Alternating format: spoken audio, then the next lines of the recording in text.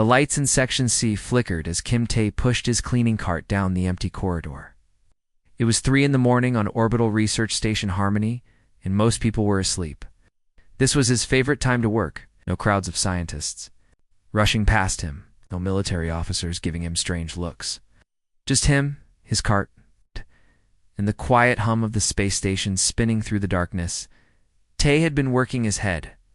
Janitor for 8 years now. He knew every pipe, every wire, and every hidden corner of this massive station. While the smart people in lab coats studied alien artifacts and the tough soldiers practiced combat drills, Tae kept everything clean and working. Nobody really noticed him, which was exactly how he liked it. He stopped at a viewing window and looked out at the stars.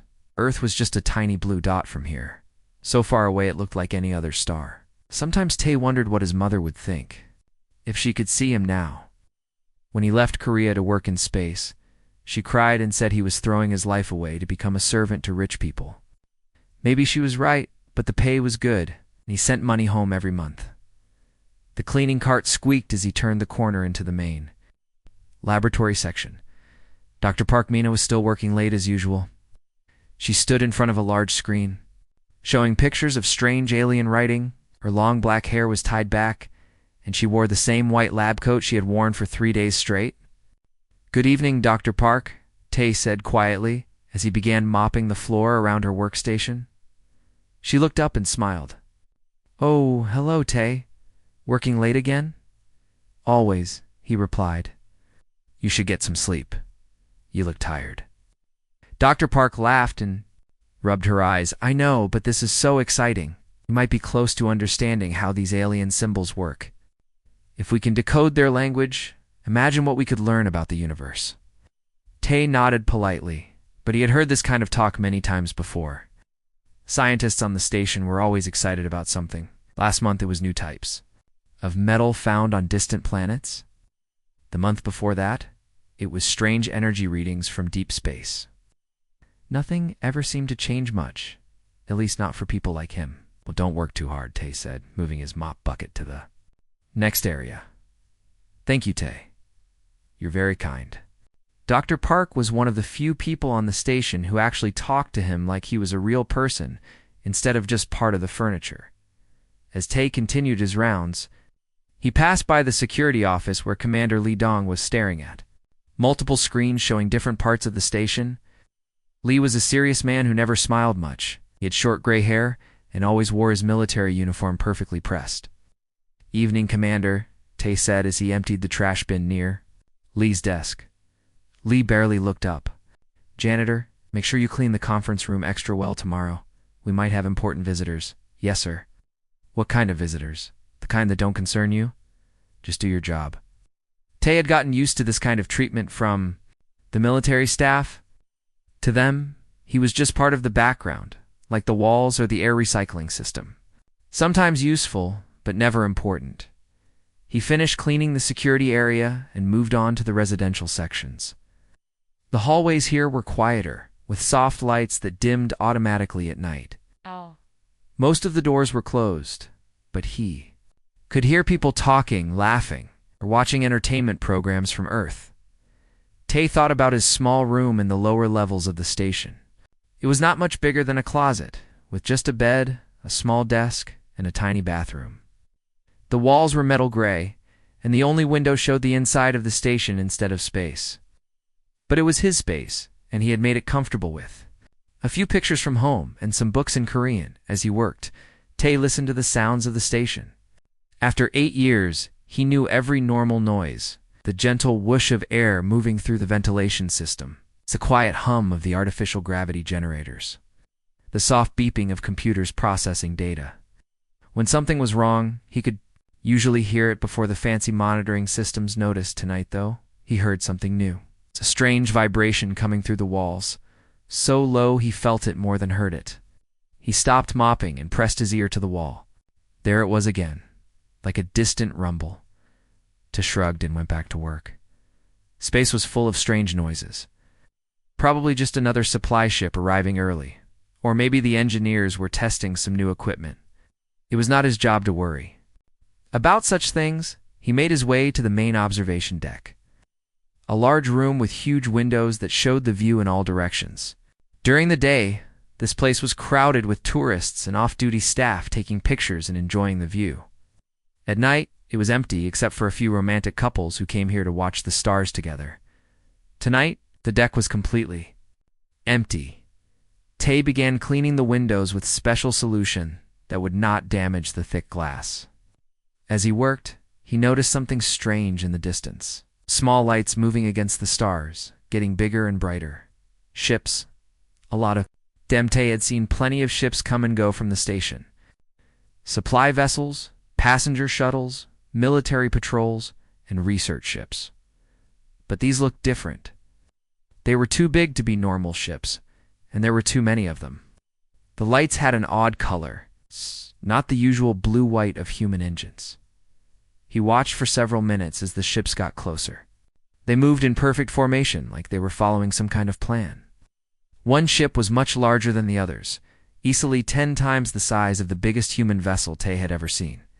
Interesting, he said to himself, then went back to cleaning. It was not his job to worry about ships or visitors or anything else that happened in space. His job was to keep the station clean and working properly. Someone else would deal with whatever was coming toward them. But as he worked, Tay found himself glancing out the window more often than usual. The ships were definitely coming toward the station, and they would arrive sometime tomorrow. Maybe that was why Commander Lee had mentioned important visitors. He finished cleaning the observation deck and started back toward the service areas. Tomorrow would probably be a busy day with all these visitors arriving. He would need to make sure the guest quarters were extra clean and that all the public areas looked perfect. As he pushed his cart through the empty corridors, Tay hummed a quiet song his mother used to sing when he was young. It was a simple song about working hard and finding happiness in small things. He had always liked that song. The strange ships outside continued their approach through the darkness of space. But inside the station, everything was calm and normal. Tay continued his work, invisible and unnoticed, keeping humanity's most advanced research facility clean and running smoothly. Nobody paid attention to the janitor. And that was exactly how it had always been. Tomorrow, everything would change. The morning alarm woke everyone on the station at 6 o'clock sharp. Tay had only slept for 3 hours, but he was used to running on little sleep. He put on his gray janitor uniform and grabbed his cleaning supplies, ready for another day of work, but today was different. The corridors buzzed with excitement as people hurried back and forth, talking in loud voices about the alien ships that had arrived during the night. Tay could see them clearly now through the viewing windows. 7 massive vessels hung in space near the station, their dark surfaces covered in strange patterns that seemed to move and shift like living skin. "First contact," Dr. Park said excitedly, as she rushed past Tay in the hallway. "This is the most important day in human history." Commander Lee had called all senior staff to an emergency meeting in the main conference room. Tay was supposed to clean that room this morning, so he arrived early with his cart and began setting up chairs and checking that everything looked perfect for the important meeting. As people filed into the room, Tay became invisible again. Officers and scientists talked over him and around him as if he was just another piece of furniture. He listened while he worked, learning about what had happened during the night. The alien ships had sent a message using mathematics and simple pictures.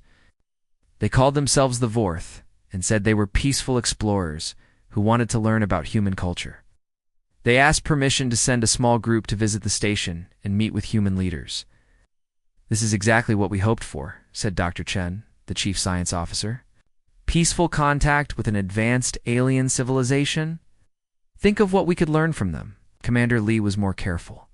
"We need to be ready for anything.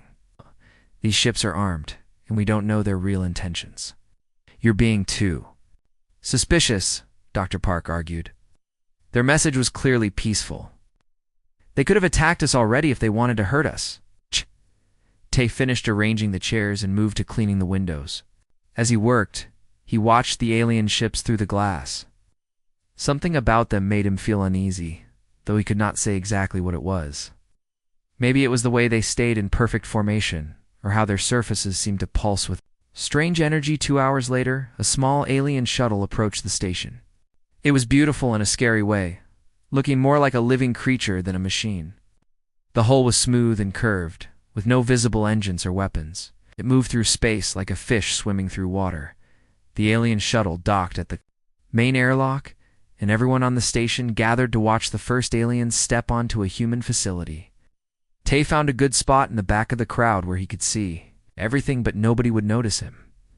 The airlock opened with a soft hiss, and 3 aliens walked out. They were tall, much taller than humans, with long, thin bodies and 4 arms each. Their skin looked like colored glass, shifting between blue and green and purple as they moved. Each alien had 6 eyes arranged around their head so they could see in all directions at once. When they spoke, their voices made beautiful musical sounds like several people singing together. "Greetings, humans," said the leader, a tall alien with skin that glowed brighter than the others. "I am first speaker, Kara. We come in peace to learn about your people and share knowledge between our civilizations." Commander Lee stepped forward and saluted. "Welcome to Research Station Harmony. I am Commander Lee Dong. On behalf of humanity, we are honored to meet you." The alien smiled, showing teeth that sparkled like diamonds. "We are pleased to be here. Our people have traveled far to meet yours. We hope this will be the beginning of a long friendship between the Vorth and humanity." For the next few hours, the aliens were given a tour of the station. They asked many questions about human technology, human culture, and human society. They seemed especially interested in the station's defensive systems and communication equipment. Tay followed the group at a distance, pushing his cleaning cart and staying out of the way. As the janitor, he was expected to be nearby in case any mess needed to be cleaned up, but nobody paid attention to him, while everyone else listened to the aliens' questions about art and music. Tay noticed other things. The way the aliens' eyes kept scanning everything around them like they were making a map. How they touched surfaces and equipment when they thought nobody was looking. Small devices they carried that beeped softly whenever they passed near. Computers or weapons. During lunch in the main dining hall, the aliens sat with the senior staff and talked about their home world. They described beautiful cities that floated in the clouds and technology that could heal any sickness. They said their people lived in peace and never fought wars anymore. "Violence is something our civilization left behind long ago," first speaker, Kara explained. "We have learned that knowledge is more valuable than conquest. This is why we explore the galaxy, to meet new people and learn from them." Dr. Park was fascinated. "How wonderful. Imagine what we could accomplish if humans could live without war." Day was cleaning tables nearby when he noticed something strange. One of the other aliens, who had been quiet during most of the conversations, was studying the human guards. It's not in a friendly way, but like a hunter watching prey. When the alien thought nobody was looking, his musical voice became harsh and ugly as he whispered to his companions in their own language. But Tay was looking. He had spent years being invisible, which meant he was very good at watching people without them knowing as the day continued. More small details bothered Tay. The aliens asked too many questions about the station's weapons and defenses. They wanted to know how many people lived on the station and where the important systems were located. When they toured the communications center, they spent a long time examining the equipment that connected the station to Earth and other human colonies. Evening came, and Commander Lee organized a formal dinner to honor the alien visitors. The dining hall was decorated with flags from Earth's nations, and the kitchen staff prepared their best food. Everyone dressed in their finest clothes and gathered to celebrate this historic moment. Tay served drinks and cleaned up spills during the dinner, moving quietly around the edges of the room. The aliens seemed to enjoy the human food and praised the cooking. They told stories about their travels to other worlds and the many species they had met. "In all our journeys," first speaker, Kara said, raising a glass of human wine, "we have rarely met a people as interesting as humans. You have such potential." The way she said that word made Tay's skin crawl. It did not sound like a compliment as the dinner continued. Tay noticed that some of the station's systems were acting strangely. Lights flickered in certain sections. The air recycling system made unusual noises. Computer screens showed error messages that quickly disappeared. Nobody else seemed to notice these small problems. But Tay had been maintaining the station for 8 years. He knew when something was wrong. Near the end of the dinner, first speaker Kara stood up and smiled, her diamond-toothed smile. "Dear humans," she announced in her musical voice, "we have enjoyed learning about your culture. Now it is time for you to learn about ours." Her skin began to glow brighter, and the other aliens stood up as well. Around the room, the lights suddenly went out. Emergency power kicked in a moment later, bathing everything in red light. "Our culture," Kara continued, her beautiful voice turning cold and terrible, "is built on the simple truth that strong civilizations rule over weak ones. And you, dear humans, are very weak indeed." The trap had finally sprung. Chaos erupted in the dining hall as the red emergency lights cast everything in an evil glow. The Vorth aliens no longer looked beautiful and peaceful. Their crystalline skin pulsed with angry colors, and their diamond teeth gleamed as they smiled. At the terror on human faces, "What is the meaning of this?" Commander Lee shouted, reaching for his sidearm. But when he tried to draw his weapon, nothing happened. The gun would not leave its holster, as if it was glued in place. First speaker Kara laughed, a sound like breaking glass. "Your primitive weapons have been disabled, along with your communications and defensive systems. While you showed us your hospitality, our technology was studying and neutralizing everything that could threaten us." More aliens began materializing in the room, appearing out of thin air as their personal cloaking devices shut off. They had been there all along, invisible, watching and waiting. Each carried strange weapons that hummed with energy and glowed, with the same shifting colors as their skin. "You cannot do this," Dr. Park said, standing up from her chair. "We welcomed you in peace. We trusted you. And that trust makes you perfect slaves," Kara replied. "The Vorth Empire has conquered hundreds of worlds by using exactly this method. We appear peaceful, study your weaknesses, then strike when you are most vulnerable. Humans will make excellent workers in our mining colonies." Right. The alien soldiers began stunning people with their energy weapons. Humans fell to the floor, unconscious but alive. Commander Lee tried to organize resistance. But with their weapons disabled and their communications cut off, the human defenders were helpless. In the confusion, Tay did what he had always done best. He became invisible. While everyone focused on the aliens and their weapons, he quietly slipped out of the dining hall through a service door that most people did not even know existed. The corridors outside were full of more alien soldiers, but they ignored Tay completely. To them, he was just a maintenance worker in a gray uniform, not worth their attention. They were looking for officers and scientists, people who might be important. A janitor pushing a cleaning cart was beneath their notice. Tay made his way. Through the service tunnels, he knew better than anyone else on the station. His hands shook as he realized the full scope of what was happening. The aliens had not just disabled the main systems.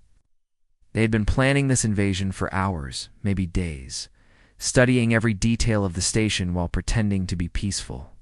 Visitors, as he moved through the hidden passages, Tay heard his communicator beep softly. He almost ignored it, thinking it was broken like everything else. But then he heard Dr. Park's voice, barely a whisper. "Tay, if you can hear this, listen carefully. I managed to use an emergency channel before they caught me. The cleaning supplies in Storage Bay 7 are not just cleaning supplies. I have been working on a secret project in case first contact went badly. Use what you know about the station. They underestimate us, especially you." The message cut off, replaced by alien voices speaking in their musical language. Dr. Park had been captured, but she had given Tay information that might save everyone. Storage Bay 7 was in the deepest part of the station, near the water recycling systems. Tay had cleaned that area hundreds of times, but he had never paid much attention to the supplies stored there. Dr. Park must have been hiding something among the ordinary, his cleaning equipment. It took him 20 minutes to reach the storage bay. Moving carefully through maintenance shafts and service corridors, the aliens had posted guards at the main entrances, but they had not bothered to secure the small tunnels that maintenance workers used to access different sections of the station. Storage Bay 7 looked exactly like it always had. Shelves full of bottles, brushes, mops, and cleaning chemicals. But when Tay looked more carefully, he noticed that some of the labels were slightly different. Instead of normal cleaning product names, they had small codes printed in tiny letters. He found a bottle labeled Universal Floor Cleaner Code Blue 7 and examined it closely. The liquid inside looked normal, but when he held it up to the light, he could see tiny particles swirling around like microscopic stars behind a stack of ordinary-looking boxes. Tay discovered a hidden panel in the wall. When he pressed it, the panel slid open to reveal a small room he had never seen before. Inside were more bottles and containers, along with a computer terminal and a handwritten note from Dr. Park. Tay, the note read, "If you are reading this." Then, my fears about first contact were correct.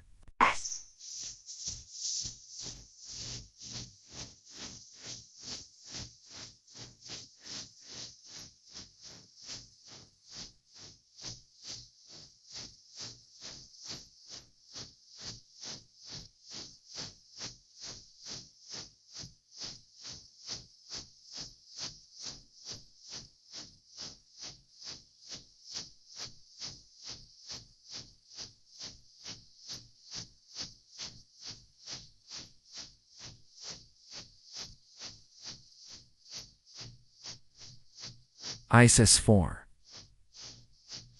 Spies.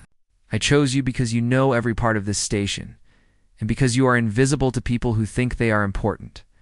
The aliens will not see you coming until it is too late. The note explained what each disguised item could do.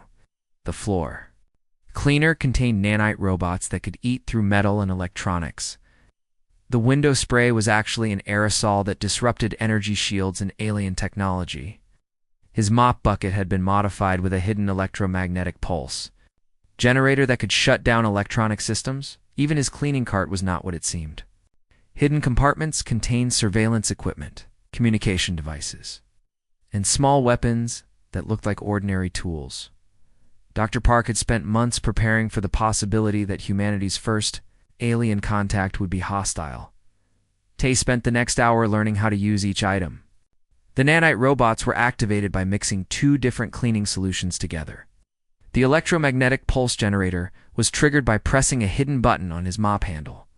The surveillance equipment could tap into the station's maintenance network, giving him access to cameras and sensors throughout the facility as he prepared his equipment.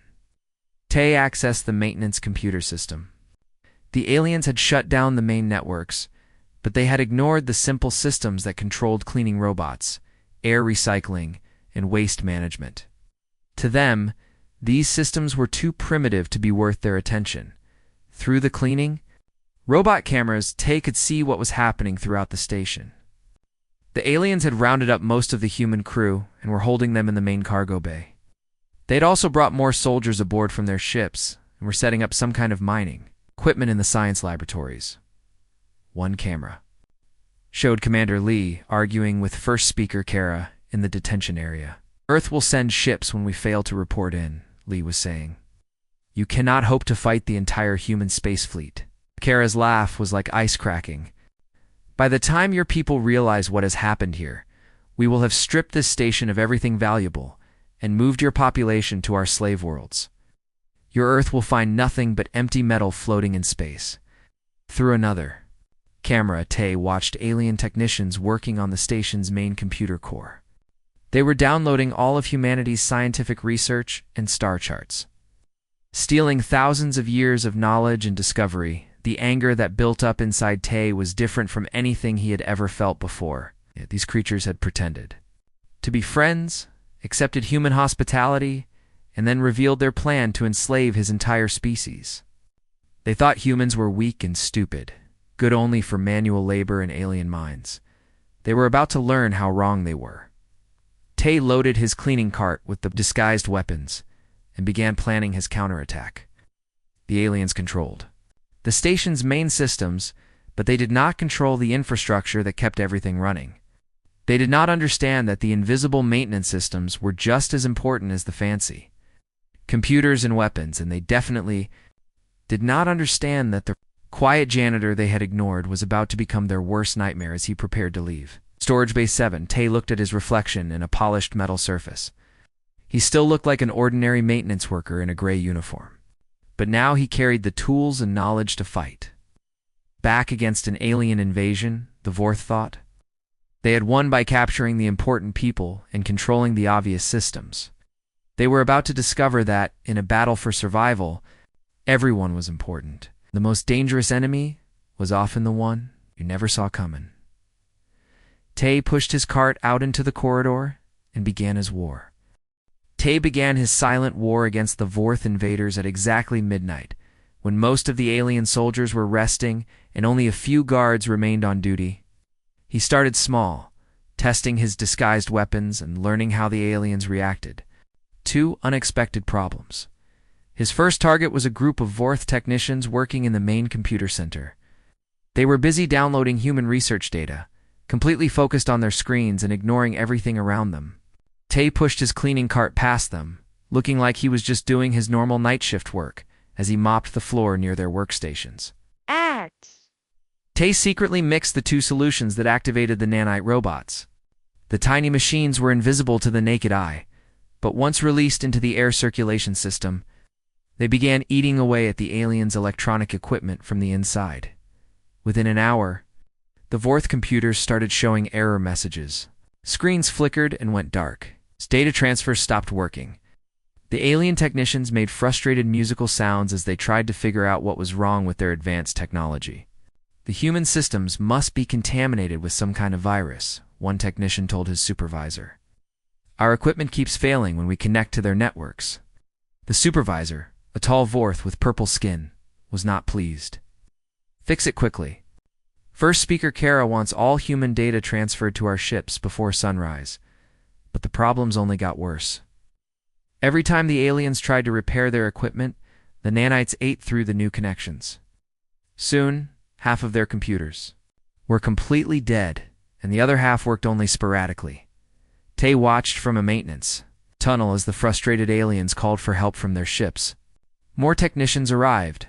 They could not understand why their superior technology kept failing when exposed to primitive human systems. While the aliens struggled with their computer problems, Tay moved to his next target. Using the maintenance network, he had identified where the Vorth were holding human prisoners. Most of the crew was locked in Cargo Bay 3, guarded by 4 alien soldiers with energy weapons. Getting close to the cargo bay was tricky, but Tay had an advantage the aliens did not expect. The ventilation system connected every room on the station, and the air ducts were large enough for a person to crawl through.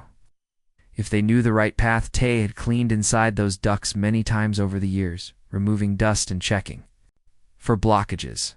He knew exactly which tunnels led where and how to move through them without making noise. It took him 30 minutes to crawl through the ventilation system to a position directly above the cargo bay, through a maintenance grate. He could see the human prisoners sitting on the floor below.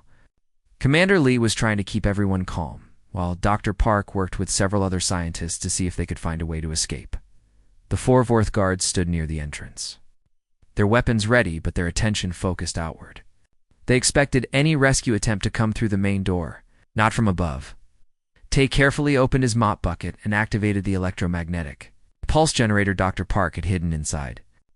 The device was small but powerful, designed to send out a focused burst of energy that would disable electronic systems within a limited area. He aimed the hidden weapon at the alien guards and pressed the elective activation button. The electromagnetic pulse was invisible and silent, but its effects were immediate. The Vorth soldiers' energy weapons stopped working, their personal shields failed, and the electronic locks on the cargo bay doors opened with a soft click. The aliens looked around in confusion as their equipment died. Before they could understand what was happening, Commander Lee and several other humans rushed them without their energy weapons and shields. Tall aliens were not much stronger than humans, and they were quickly overpowered. "How did you do that?" Commander Lee asked as he looked up at the ventilation grate where Tay was hiding. "Dr. Park left me some tools," Tay replied quietly. "We need to move quickly. More guards will come when these 4 do not report in." Doctor. Park smiled as she recognized Tay's voice. I knew you would figure it out. Did you find everything in Storage Bay 7? Yes, and much more. I can see the whole station through the maintenance network. The aliens have taken over the main systems, but they do not understand how everything really works. Working quickly. The freed humans organized into small teams. Commander Lee wanted to retake the station by force, but Tay had a better idea. Fighting them directly will not work, he explained. They have too many soldiers and better weapons.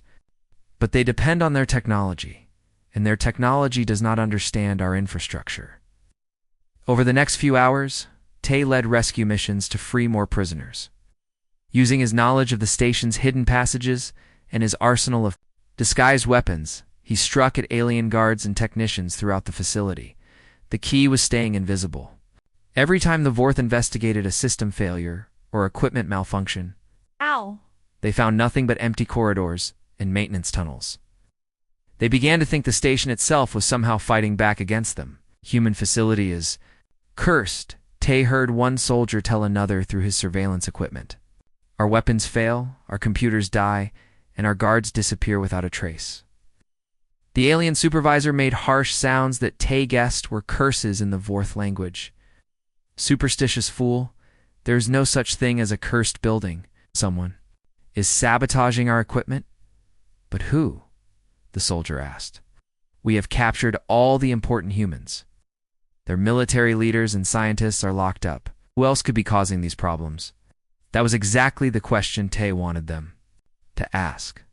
The aliens had focused on capturing people they thought were important, completely ignoring the maintenance workers, cooks, and other support staff who actually kept the station running.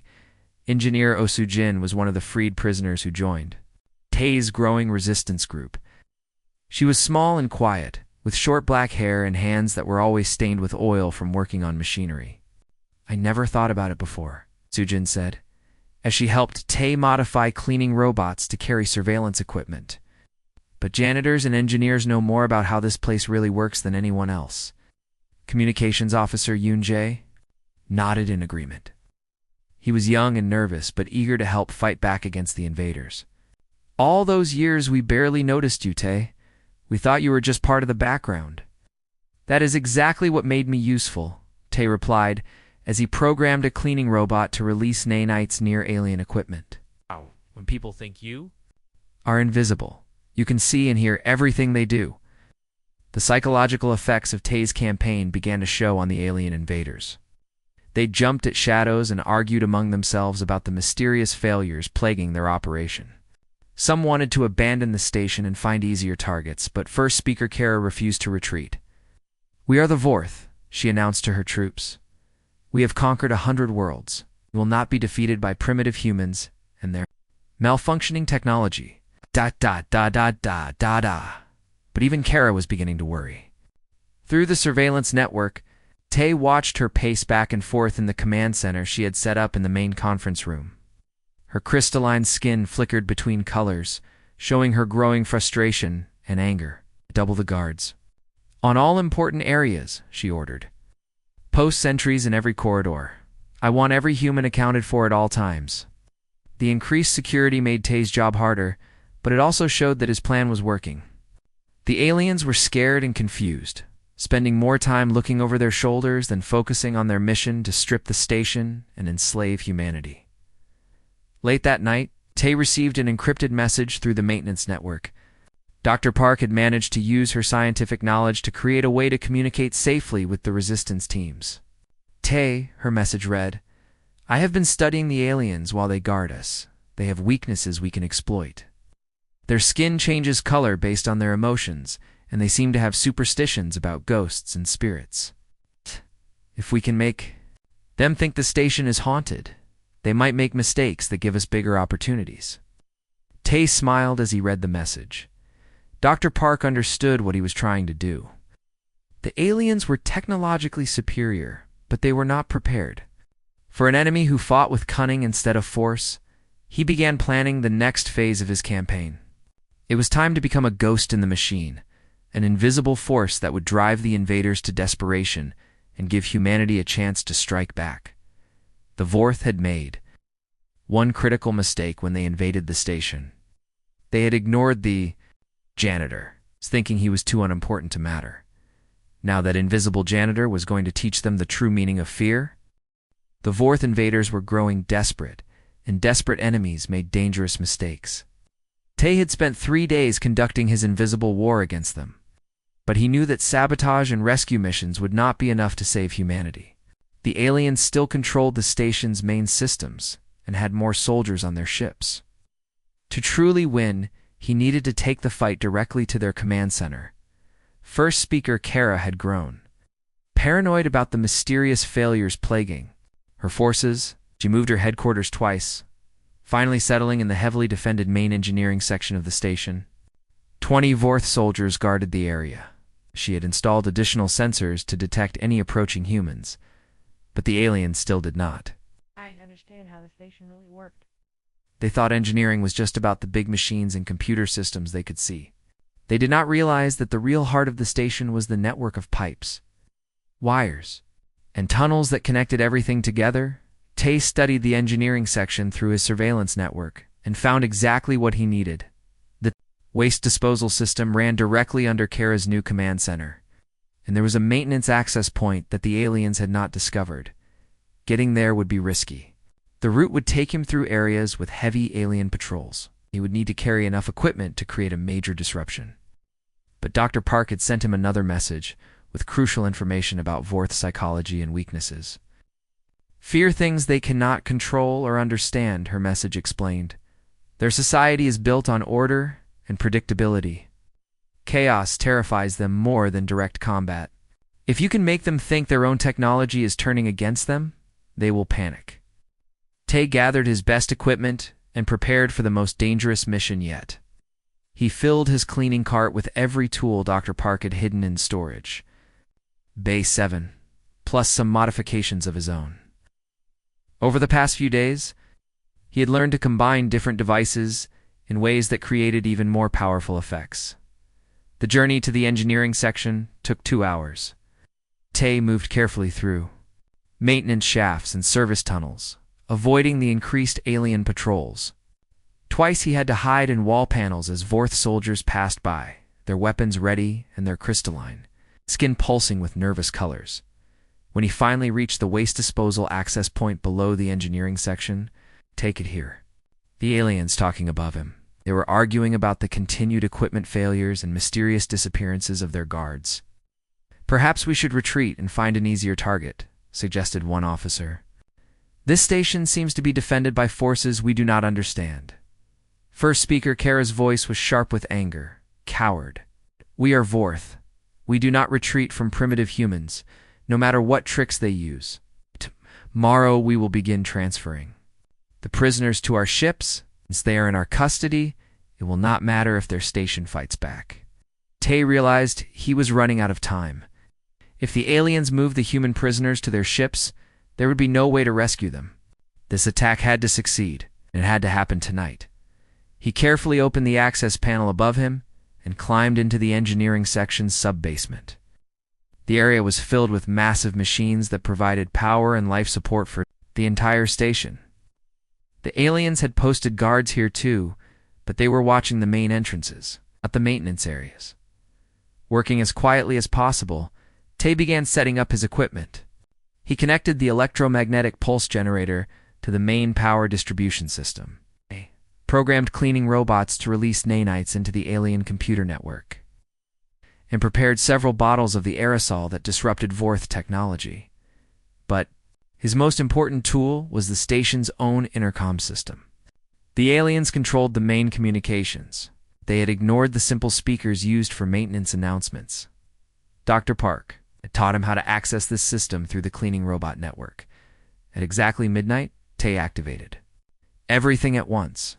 The electromagnetic pulse surged through the station's power grid, causing every piece of Vorth equipment to flicker and malfunction. Alien weapons stopped working, their personal shields failed, and their communication devices went silent. Emergency lights began flashing throughout the facility. The nanites poured into the ventilation system, seeking out any alien technology they could find. Within minutes, computers were crashing, sensors were giving false readings, and the aliens' sophisticated targeting systems were displaying random data. But the most terrifying effect was the sound that came from every speaker on the station. Tay had recorded the noise of the station's machinery, the groaning of metal and the whisper of air through the vents, and played it back at frequencies that made the alien's skin crawl with fear. "The station is alive," he heard one Vorth soldier scream over the intercom. "It is fighting us. We must leave this cursed place." In the command center above him, first speaker Kara was shouting orders that nobody could follow because their communication systems were down. Through his surveillance equipment, Tay watched as alien soldiers ran through the corridors in panic, their weapons useless and their technology failing around them. The chaos gave Tay's resistance teams the opportunity they needed. Commander Lee led an assault on the main detention area where the remaining prisoners were held. Without their energy weapons and shields, the Vorth guards were easily overwhelmed by angry humans fighting for their freedom. Engineer Sujin and Communications Officer Jay took control of the station's central computer system. The aliens had damaged some of the hardware, but the basic systems were still functional. Within an hour, they had restored power to the human weapons and communication networks. "Tay," Commander Lee's voice came through the intercom, "whatever you are doing, keep doing it. We have freed most of the prisoners and taken back 3 sections of the station." But Tay knew the battle was not over yet. The Vorth still had their ships, and First Speaker Kara was not the type to give up easily. Through his surveillance network, he watched her rally her remaining soldiers in the engineering section. "Enough of this madness," she declared, her skin flashing with angry red colors. "If we cannot control this station, we will destroy it and take what we can from the wreckage." The alien leader began setting charges on the station's main reactor. If she succeeded, the explosion would kill everyone aboard and turn the research facility into radioactive debris. The Vorth would lose their chance to steal human technology. But they would also eliminate any witnesses to their failed invasion. Tay realized he had pushed the aliens too far. Now he had to stop Kara before she could destroy everything. He climbed up through the maintenance shaft that led directly into the engineering command center. Above him, he could hear the aliens working frantically to set their explosive charges. Time was running out as Tay reached the access panel that would let him into the command center. He heard Commander Lee's voice over the intercom again. "All human personnel, this is Commander Lee. The aliens are attempting to destroy the station. We need to reach the main reactor and stop them. All available personnel converge on engineering section immediately." But Tay knew that by the time help arrived, it would be too late. The fate of the station, and everyone on it, depended on what happened in the next few minutes. He checked his remaining equipment one last time. He had enough nanites for one more attack, a single electromagnetic pulse charge, and his modified cleaning tools. Against First Speaker Kara and her remaining soldiers, it would have to be enough. Tay took a deep breath and prepared to face the alien commander in direct combat. The invisible janitor was about to become very visible indeed, but he had one advantage: that the aliens still did not understand.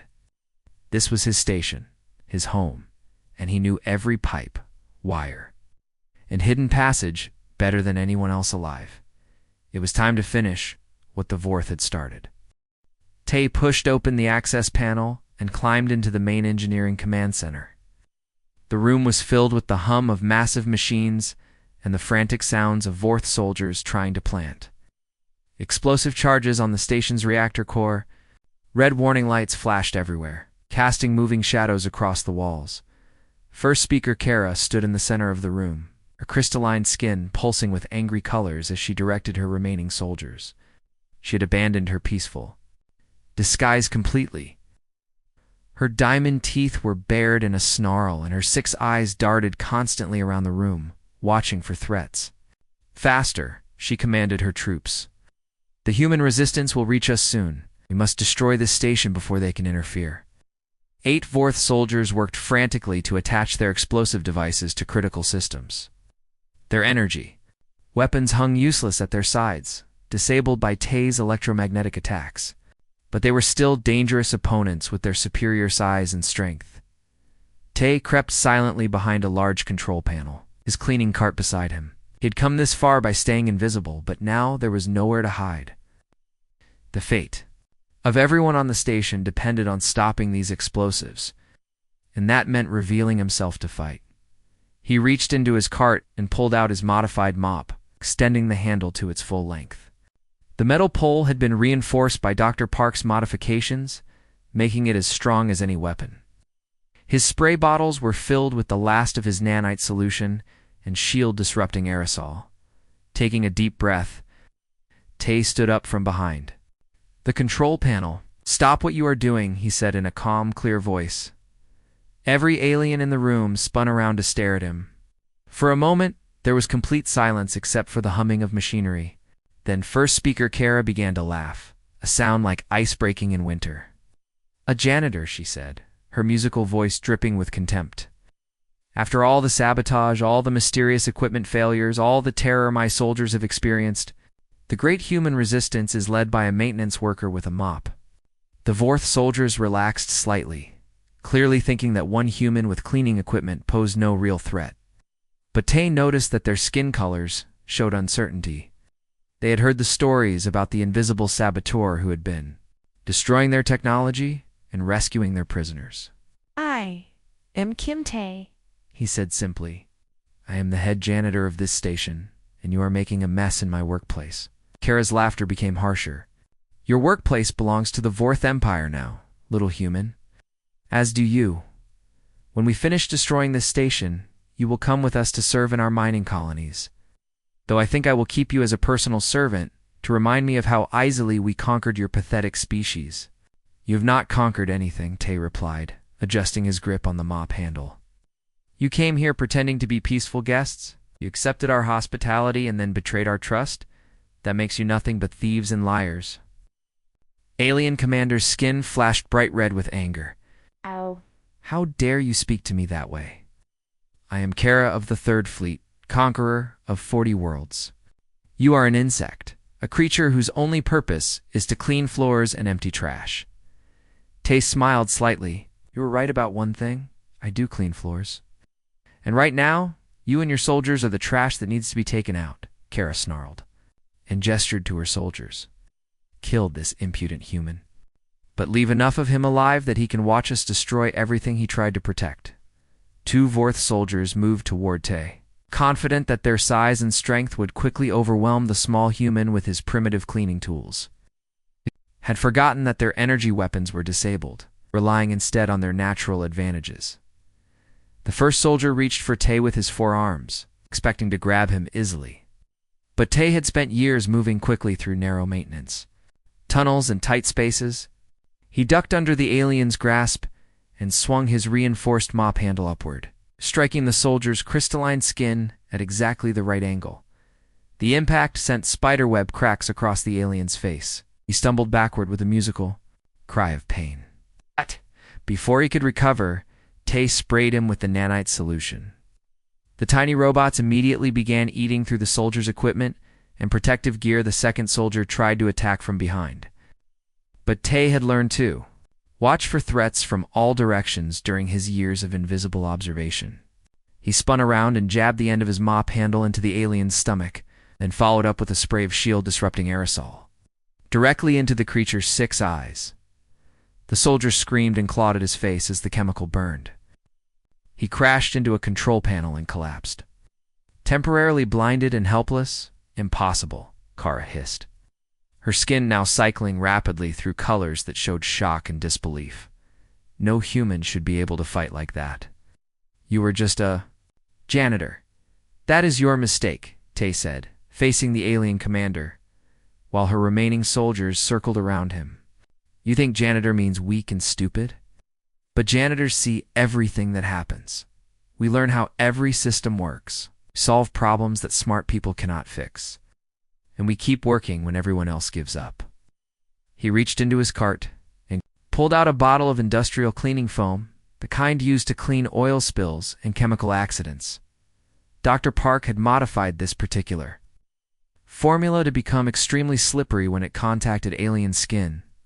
As 4 more Vorth soldiers rushed toward him, Tay sprayed the foam across the floor in a wide arc.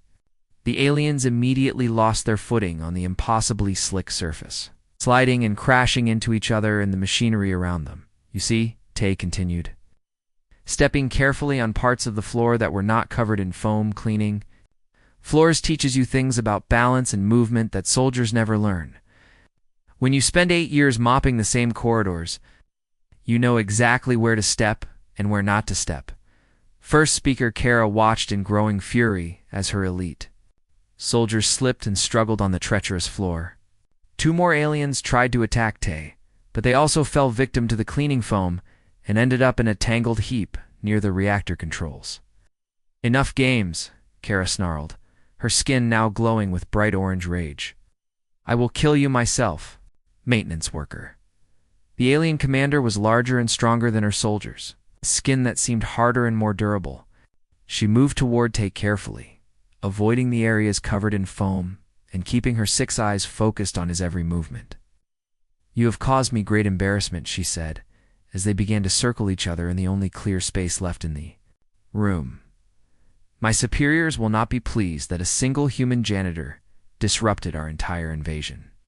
I will make your death slow and painful as payment for that humiliation. Your superiors should be embarrassed, Tay replied, keeping his mop handle ready for defense.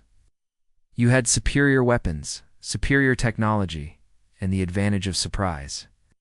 And you were still defeated by cleaning supplies and maintenance tools. Kara lunged forward with surprising speed, her 4 arms reaching for Tay from different angles. But years of cleaning in tight spaces had taught him to move efficiently and economically. He twisted sideways to avoid her grasp, then brought his mop handle around in a sweep that struck her legs. The alien commander stumbled, but did not fall. Her crystalline skin was tougher than her soldiers, and she recovered quickly from the impact. She grabbed for Tay's weapon, trying to tear it from his hands with her superior strength. For a moment, they struggled over the mop handle, alien strength against human determination. Then Tay did something that Kara did not expect.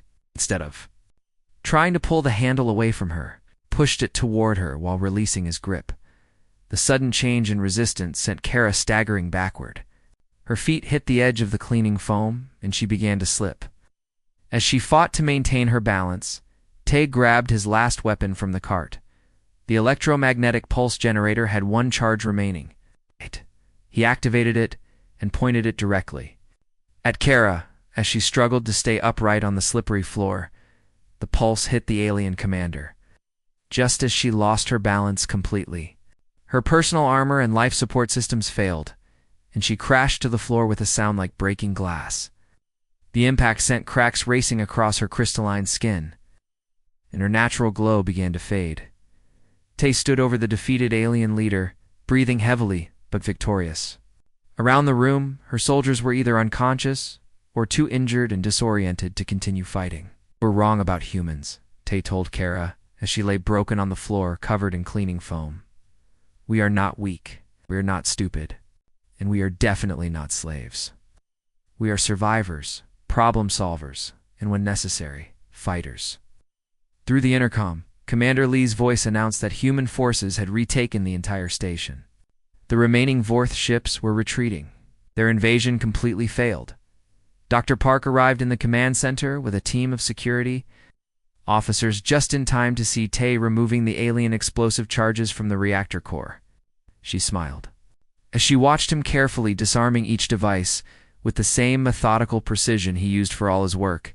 Tay, she said, I have been authorized to offer you a promotion to head of station security. After what you accomplished, you could have any position you want on this station or any other human facility. Tay considered the offer as he